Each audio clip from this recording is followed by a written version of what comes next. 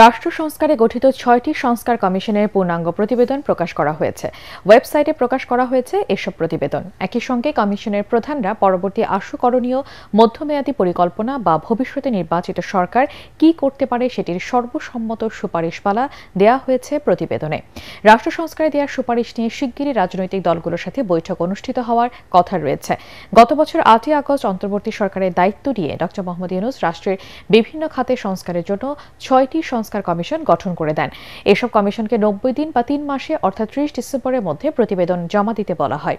এরপর নির্ধারিত সময়ের ১৫ দিন পর গত ১৫ জানুয়ারি সংবিধান, নির্বাচন কমিশন, পুলিশ সংস্কার ও দুর্নীতি দমন কমিশন দুদক এই ৪টি সংস্কার কমিশনের প্রতিবেদন প্রধান উপদেষ্টার কাছে পেশ করা হয়।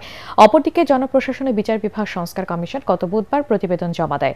সরকারের পক্ষ থেকে জানানো হয়, আজ সংস্কার কমিশনের পূর্ণাঙ্গ প্রতিবেদন ও সুপারিশমালা রাজনৈতিক দল ও গণ অভ্যুত্থানের পক্ষের শক্তির কাছে পাঠানো হবে।